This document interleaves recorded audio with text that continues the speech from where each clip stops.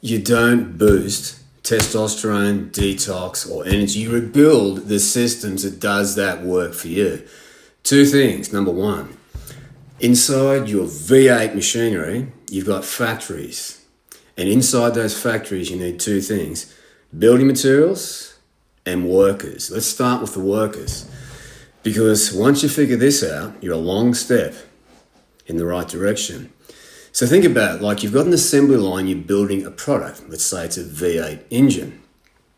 You need workers to build that V8 engine.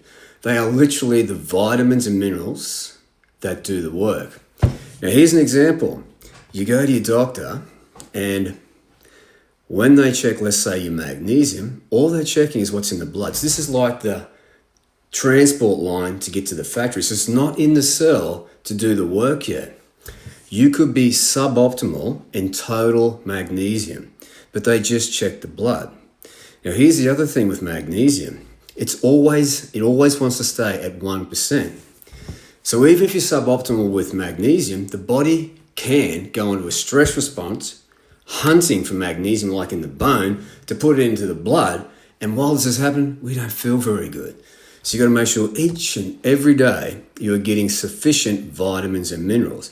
Now, if you want to know where the true nutrient-dense foods are, drop a comment below and I'll show you where those are.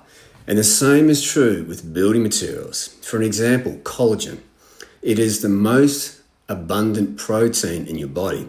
The heart valve, ligaments and tendons, extracellular matrix, it is mission critical. And a lot of people aren't getting enough of collagen cuts, so they lack the raw building materials to make healthy collagen. And collagen is huge. I mean, it's your heart valve, tensile strength, and it's very flexible. It's beating 100,000 times per day.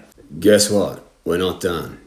You have to optimize your circadian rhythm, your sleep, HIIT cardio, motility work, stretching, and also lifting the weights.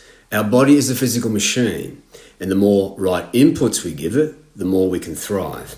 Another thing that I want to finish on, which is huge, unequivocally huge. You have to know how to get into what's called eustress, and that's excited stress. It doesn't matter what's in front of you, that roadblock, that setback. You got to face it head on with a grin on your face, knowing that you're not where you need to be yet, but you're making necessary steps to get to that place. Because when you go into the opposite of that, distress, cortisol goes up and you feel like garbage. So you've also got to learn how to toggle back and forth between eustress, where you feel good, you feel strong, and rest and digest.